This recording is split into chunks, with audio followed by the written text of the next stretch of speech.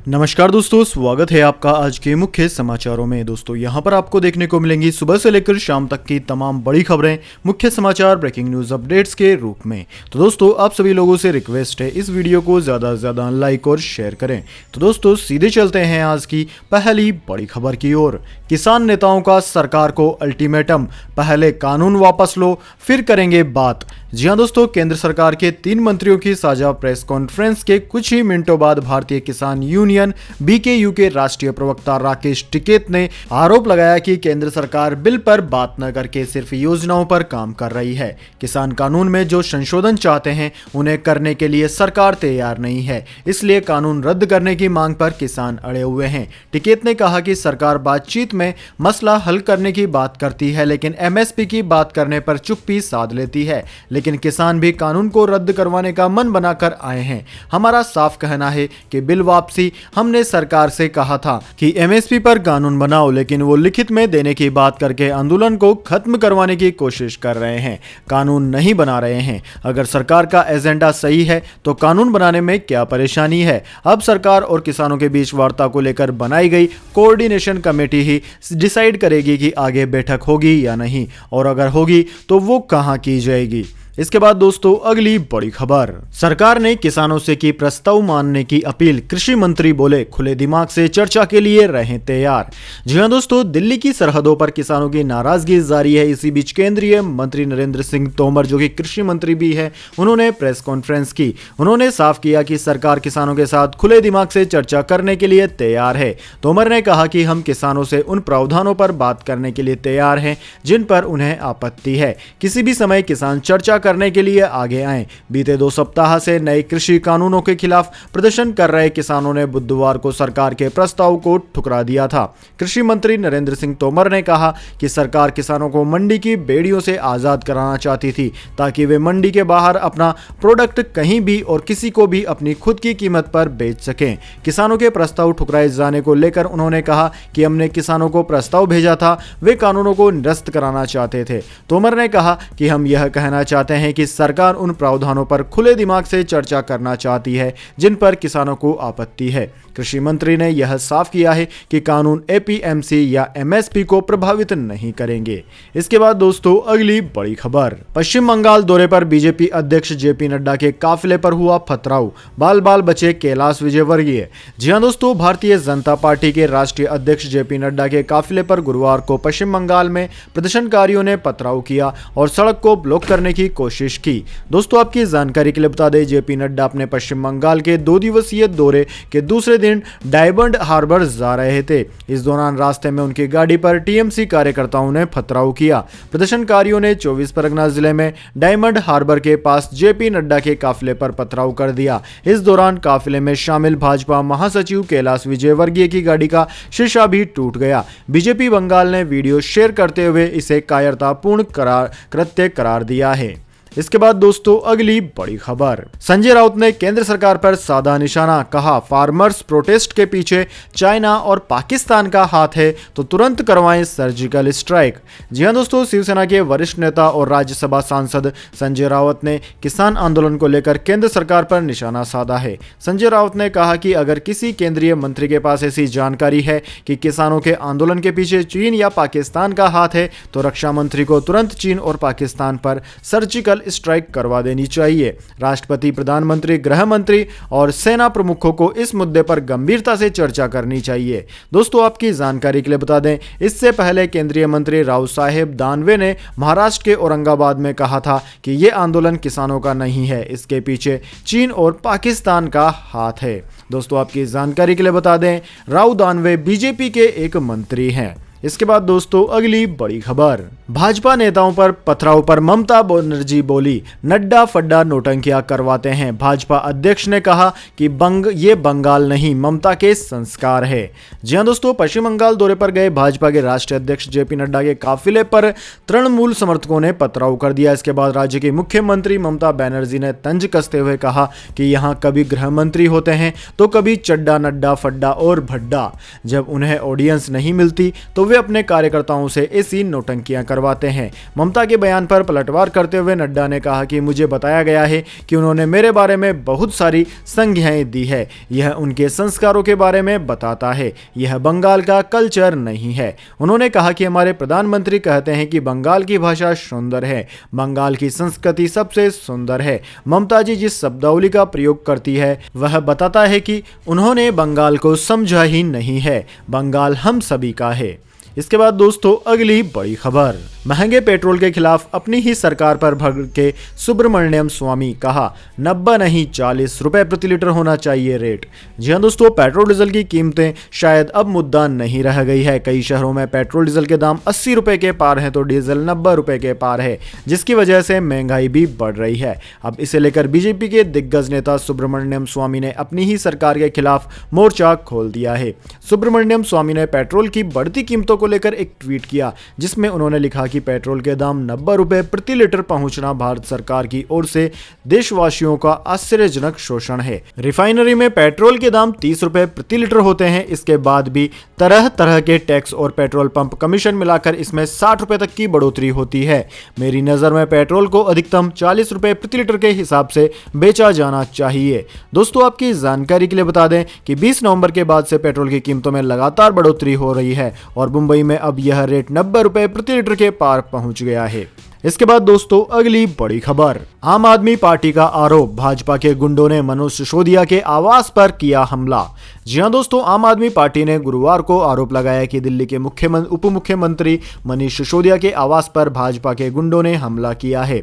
हालांकि दिल्ली भाजपा ने इन आरोपों को खारिज करते हुए कहा कि उसने शांतिपूर्ण प्रदर्शन किया था। इससे पहले भाजपा कार्यकर्ताओं ने केजरीवाल सरकार से बकाये के भुगतान की मांग को लेकर अनिश्चितकालीन धरना दे रहे पार्टी शासित नगर निगमों के नेताओं एवं महापौरों की हत्या करने के कथित षड्यंत्र को लेकर सिसोदिया के आवास के निकट प्रदर्शन किया था। आपके प्रवक्ता सौरभ भारद्वाज ने एक संवाददाता सम्मेलन में आरोप लगाया कि पुलिस ने गुंडों को सिसोदिया के आवास में घुसने से नहीं रोका और उन्होंने आवास के चारों ओर लगाए गए अवरोधक भी हटा दिए। उन्होंने सिसोदिया के आवास के बाहर के इलाके का कथित वीडियो भी दिखाया, जिसमें लोगों के एक समूह को आवास में जबरन घुसते देखा जा सकता है। इसके बाद दोस्तों अगली बड़ी खबर, चुनाव आयोग का बड़ा फैसला, अब आपका वोटर कार्ड भी होगा डिजिटल, आधार कार्ड की तरह कर सकेंगे डाउनलोड। जी हां दोस्तों, चुनाव आयोग जल्दी वोटर कार्ड को डिजिटल फॉर्मेट में तब्दील करने की योजना पर काम कर रहा है। आसान शब्दों में कहें तो दोस्तों, वोटर्स अब आधार कार्ड की तरह वोटर आईडी कार्ड को भी डिजिटल प्लेटफॉर्म में अपने पास रख सकेंगे। हालांकि मौजूदा फिजिकल कार्ड भी वोटर्स के पास रहेगा। मौजूदा वोटर कार्ड होल्डर्स को वोटर हेल्पलाइन ऐप के जरिए केवाईसी कराने पर ही यह सुविधा मिलेगी। चुनाव आयोग का मकसद मतदाताओं को इलेक्टर्स फोटो आइडेंटिटी कार्ड की सुविधा आसानी से उपलब्ध कराना है। इसके बाद दोस्तों जान लेते हैं इस महामारी की क्या है पूरी दुनिया और भारत में स्थिति। तो दोस्तों सबसे पहले बात कर लेते हैं भारत की। तो दोस्तों भारत की बात की जाए तो भारत में इस वक्त तक इस महामारी के संक्रमितों का आंकड़ा 97,80,000 को पार कर गया है, जबकि दोस्तों मौतों का आंकड़ा 1,41,000 के पार है। इस महामारी का सबसे ज्यादा प्रभाव महाराष्ट्र पर पड़ा है। महाराष्ट्र में 18,64,000 से ज्यादा संक्रमित मरीज अब तक सामने आ चुके हैं। वहीं दोस्तों इसके बाद में कर्नाटक, आंध्र प्रदेश, तमिलनाडु, केरला, दिल्ली, वेस्ट बंगाल, उत्तर प्रदेश, ओडिशा, राजस्थान, तेलंगाना, छत्तीसगढ़ आदि राज्यों का नाम आता है। इसके बाद दोस्तों बात कर लेते हैं क्या है पूरी दुनिया के हालात, लेकिन उससे पहले मेरी आपसे एक छोटी सी रिक्वेस्ट है, अगर दोस्तों आपको अभी तक हमारी न्यूज पसंद आई है तो इसे एक छोटा सा लाइक जरूर दे दें, और अगर आपको पसंद नहीं आई है तो बेशक आप डिसलाइक भी कर सकते हैं, लेकिन दोस्तों लाइक और डिसलाइक जरूर कीजिए, क्योंकि दोस्तों यही हमारी मेहनत का फल होता है और इसी से पता चलता है कि आपको हमारी वीडियो पसंद आई है या नहीं। तो दोस्तों जल्दी से जान लेते हैं क्या है पूरी दुनिया के हालात। तो दोस्तों पूरी दुनिया की बात की जाए तो पूरी दुनिया में इस वक्त तक इस महामारी के संक्रमितों का आंकड़ा 6,90,00,000 को पार कर गया है, जबकि दोस्तों मौतों का आंकड़ा 15,72,000 के पार है। इस महामारी का सबसे ज्यादा प्रभाव अमेरिका पर हुआ है। अमेरिका में 1,54,00,000 से ज्यादा संक्रमित मरीज अब तक सामने आ चुके हैं। दूसरा नंबर भारत का है, जबकि तीसरा नंबर ब्राजील का है। ब्राजील में 67 लाख से ज्यादा संक्रमित मरीज अब तक सामने आ चुके हैं। दोस्तों इन तीनों देशों के बाद में Russia, France, Italy, United Kingdom, Spain, Argentina, Colombia, Germany, Mexico, Poland, Iran, Peru, Turkey आदि देशों का नाम आता है। इसके बाद दोस्तों अगली बड़ी खबर, हरियाणा सरकार का बड़ा फैसला, 14 दिसंबर से खुलेंगे स्कूल, 10वीं और 12वीं की 3 घंटे लगेगी क्लासेस। जी हां दोस्तों, इस महामारी के हालातों के बीच स्कूलों को लेकर हरियाणा की कट्टर सरकार ने बड़ा फैसला लिया है। राज्य सरकार ने 14 दिसंबर से स्कूलों को फिर से खोलने के निर्देश दे दिए हैं।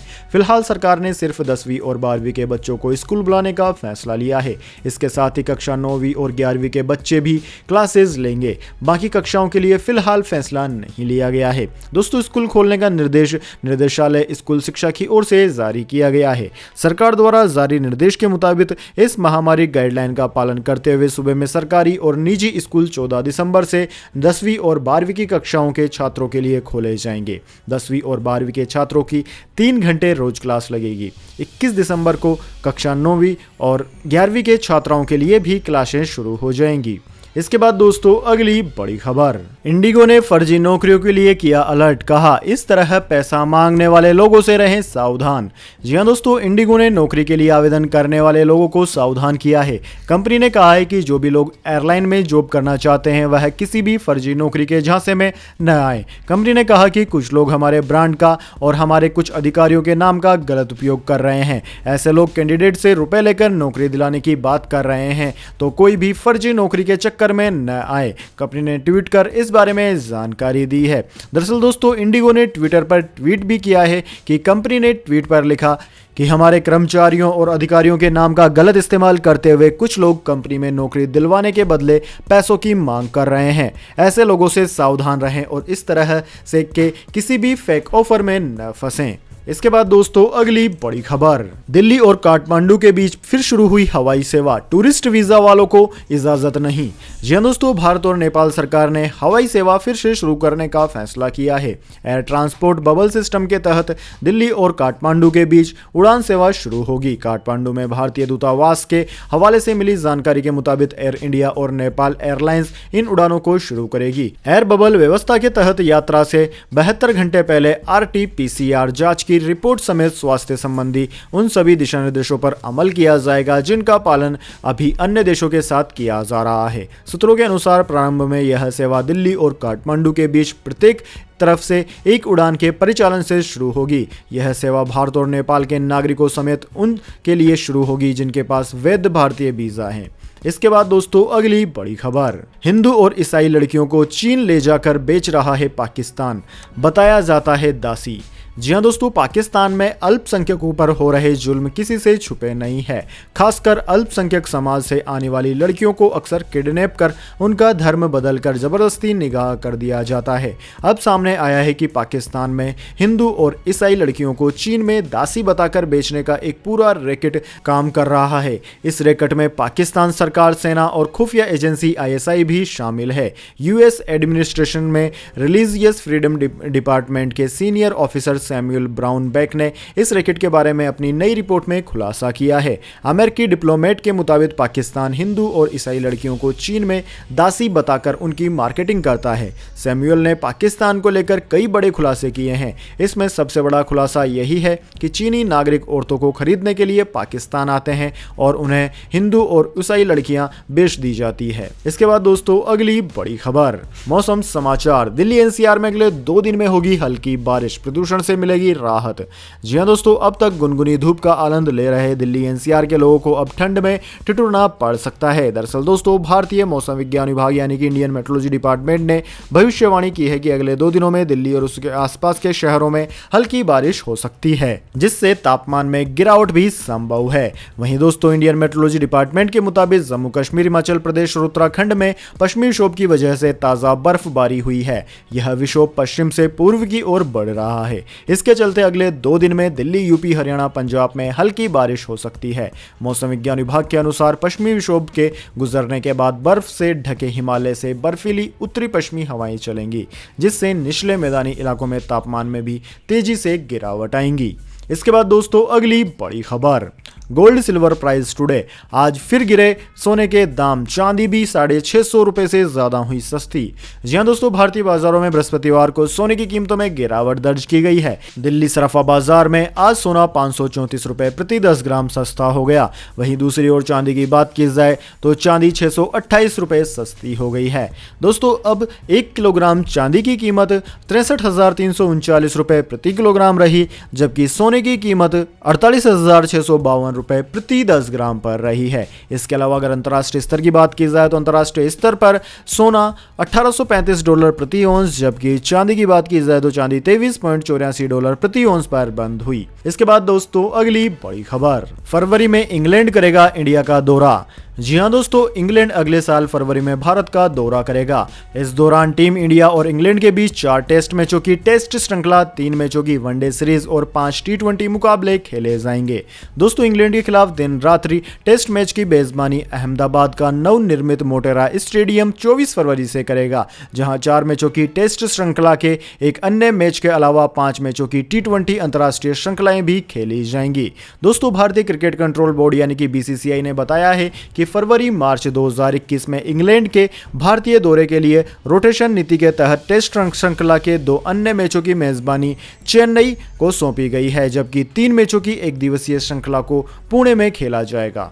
इसके बाद दोस्तों अगली बड़ी खबर, फेसबुक पर यूएस गवर्नमेंट ने ठोका मुकदमा, लगाया मोनोपोली का आरोप। जी हां दोस्तों, अमेरिका की संघीय सरकार और 48 राज्यों ने फेसबुक पर लैंडमार्क एंट्री ट्रस्ट अधिनियम के तहत मुकदमा दायर किया है। इसमें फेसबुक पर बाजार की प्रतिस्पर्धा को खत्म करने के लिए अपनी शक्ति का दुरुपयोग करने का आरोप लगाया है। अमेरिका फेसबुक के स्वामित्व वाले इंस्टाग्राम और व्हाट्सएप के स्निप ऑफ के लिए जोर दे रहा है। दूसरे शब्दों में कहे तो वह इन 2 सब्सिडियरी कंपनियों का बिजनेस पेरेंट कंपनियों से अलग करने के लिए कह रहा है। यह विवाद मार्क जकरबर्ग के फेसबुक शुरू करने के 16 साल बाद आया है। उस समय के बाद से अब तक फेसबुक 2.7 करोड़ उपभोक्ताओं के साथ दुनिया का सबसे बड़ा सोशल नेटवर्क बन गया है और इसकी मार्केट वैल्यू लगभग $800 मिलियन की है। वहीं मार्क जकरबर्ग दुनिया के 5वें सबसे अमीर व्यक्ति बन गए हैं। तो दोस्तों यह थी आज की तमाम बड़ी खबरें। इसके बाद दोस्तों बारी आती है आज के माइंड क्यूज क्वेश्चन की। जी हां दोस्तों, एक आसान से सवाल का जवाब देकर आप जीत सकते हैं एक अमेजिंग सरप्राइज गिफ्ट हमारे यूट्यूब चैनल की ओर से। तो दोस्तों आज का सवाल आपकी स्क्रीन पर आ चुका है। दोस्तों आपको बताना है किस भारतीय वैज्ञानिक को मिसाइल मैन के नाम से जाना जाता है। जी हां दोस्तों, अगर आप जानते हैं उस वैज्ञानिक का नाम जिसको कि मिसाइल मैन कहा जाता है तो जल्दी से कमेंट बॉक्स में लिख दीजिए। अगर दोस्तों आपका जवाब होता है एकदम सही और आप चुने जाते हैं लकी इज़्दा के रूप में, तो आपको मिल सकता है एक अमेजिंग सरप्राइज गिफ्ट हमारे यूट्यूब चैनल की ओर से। तो दोस्तों जल्दी से अपना उत्तर कमेंट बॉक्स में लिख दीजिए, वीडियो को लाइक कर लीजिए, चैनल को सब्सक्राइब करके बेल आइकन भी दबा लीजिए। धन्यवाद। वंदे मातरम। जय हिंद, जय भारत।